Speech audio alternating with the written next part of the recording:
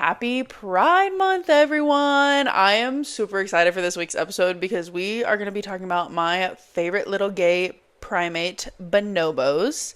Bonobos are one of my favorite animals of all time, and I am super excited to share some new updated information about this species that kind of challenges our preconceived notions about them, and just general information as well.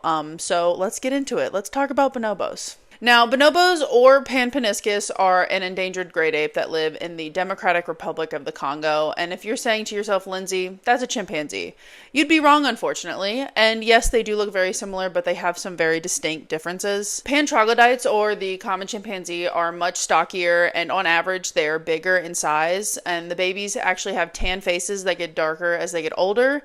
And most notably, they're a patriarchy. Bonobos, on the other hand, have dark skin their entire lives, they're smaller on average, and they are matriarchal, so a little bit different. And if you look at these guys' taxonomic tree, you will see that they branched off around 1.5 to 2 million years ago. So what actually divides the bonobo and chimpanzee territory is the Congo River. It is believed that an early ancestor of both species crossed the river when it was low. One got stuck on the other side. Chimps and bonobos are notoriously bad swimmers, so it makes sense that their ancestors failed to reunite with the ones on the other side of the Congo River. And the Congo River is also one of the deepest rivers in the world, so I would not blame them for not wanting to cross back over. This is why they look very similar, because they are so closely related to one another.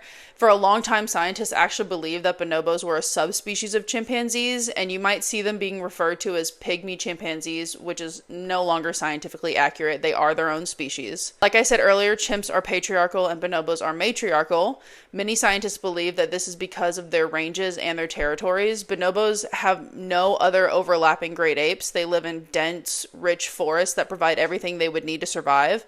Chimpanzees, on the other hand, overlap with gorilla territory. This is why chimps tend to be more omnivorous, while gorillas eat mostly vegetation.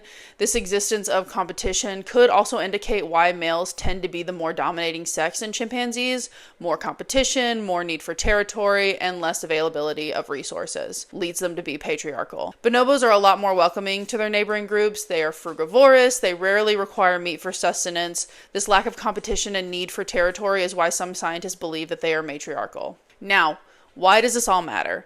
Well, these guys are our closest living relatives. Bonobos share about 98.7% of their DNA with humans. This means that we have a common ancestor as close as 8 million years ago. For comparison, we split off from monkeys around 25 to 30 million years ago, and we are actually more closely related to these guys than they are to gorillas or orangutans. And this is why it is so important to learn about this species, because they can provide us so much insight on our own evolution. If we knew what bonobos can and can't do, then we can draw conclusions on how we evolved. For instance, bonobos have language comprehension skills. They can understand and memorize words and symbols. They can even combine words to make new ones, like outside ice equals snow, or cheese toothpaste equals cream cheese. But what they can't do is understand grammar or syntax. This indicates that this behavior was evolved sometime in early hominids because language was important for human survival. Their social makeup also helps us understand ourselves. Bonobos have shown the ability of cooperation, empathy, complex social bonding, and matriarchal social structures. This shows that our common ancestor also needed these traits. And at the very least, the environments that early bonobos and Homo sapiens lived in required the need for large cooperative social groups. Now, on to the elephant in the room. Bonobos are very promiscuous. They are quite known for their make love, not war mentality. Compared to chimpanzees, they tend to have less fatal aggression, and often the females are able to stop fights from getting too intense.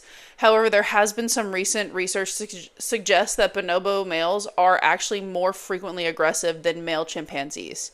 And up until about last year, we believed that there had never been a bonobo on bonobo killing in the wild, but a group of scientists actually witnessed a bonobo named Hugo get viciously murdered by a group of females. In contrast, however, chimpanzees show more fatal aggression and oftentimes will gang up on a single chimpanzee, while bonobos have more one-on-one aggression, especially between the males, that the females tend to break up pretty quickly. But the bonobo make love not war mentality still stands. Bonobos have a special behavior called GG rubbing, great drag name by the way, which stands for genital rubbing. This behavior happens among all individuals in the group, male, female, female, young, old, mothers, children. There is no limit. They do it all the time. It happens daily, multiple times a day. What is unique, however, is the frequency of this homosexual GG rubbing. 60% of sexual encounters are between female and female. Here we go, lesbians. Here we go, lesbians. Come on. Now, why is this? Many scientists believe that this behavior is a form of social cooperation.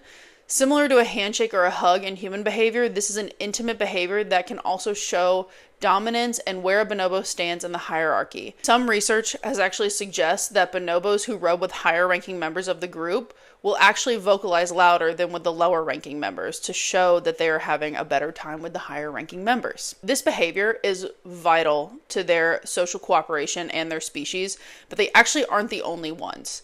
59 primate species have taken part in homosexual behavior.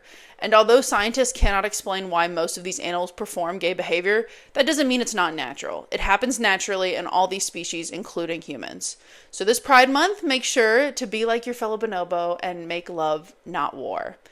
That's all I got for you this week. Please tune in for next week with another video. Don't forget to like and subscribe, and have a good one. Bye.